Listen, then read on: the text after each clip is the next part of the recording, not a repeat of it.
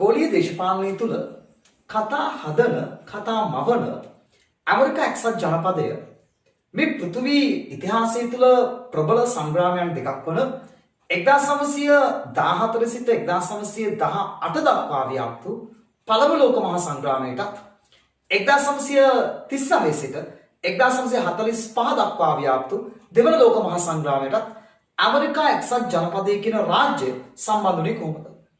එනම් පළමු ලෝක මහා සංග්‍රාමයට ඇමරිකා එක්සත් ජනපදයේ සම්බන්ධ වෙන්නේ ඔවුන් යුද්ධය ව්‍යාප්ත වෙමින් ඇවිලමින් යද්දී ඇමරිකා එක්සත් ජනපදයේ තරමක නිහඬ ප්‍රතිපත්තියක් අනුගමනය කරා.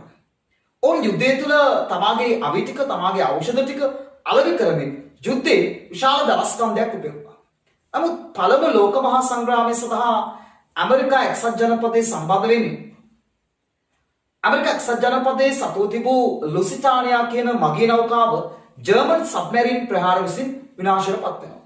එනම් මේ නෞකාවට පහර දීමත් සමග තමයි ඇමරිකා එක්සත් ජනපදය මිත්‍ර රාජ්‍යයන් නියෝජනය වන මිත්‍ර පිළට එක්වමින් ජර්මනියට එරෙහිව තමාගේ යුද්ධය ප්‍රකාශ වෙන්නේ. සමේ ලුසිටානියා නැවට පහර දීමේ සිදුවීමත් එක්ක තමයි ඇමරිකා එක්සත් ජනපදයේ පළමු ලෝක මහා සංග්‍රාමයට සම්බන්ධ වෙන්නේ. ඒත් එක්කම 1939 1945 දක්වා ඒ ව්‍යාප්ත වූ දෙවන ලෝක මහා සංග්‍රාමය සඳහා ඇමරිකා එක්සත් ජනපදයේ සම්බන්ධ වෙන්නේ මොන සිදුවීමක් එක්කද?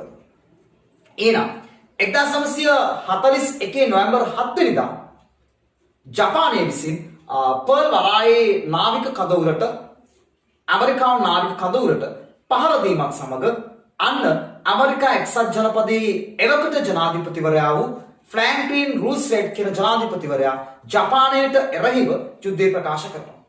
මෙන්න මේ සංසිද්ධීන් දෙක පදනම්ව තමයි ඇමරිකා එක්සත් ජනපදයේ නම් වර්තමාන පෘථිවි දේශපාලනය තුළ කතා හදන කතා මවන ඒ දඩබ්බල්කාර රාජ්‍යය මේ යුද්ධ දෙක සඳහා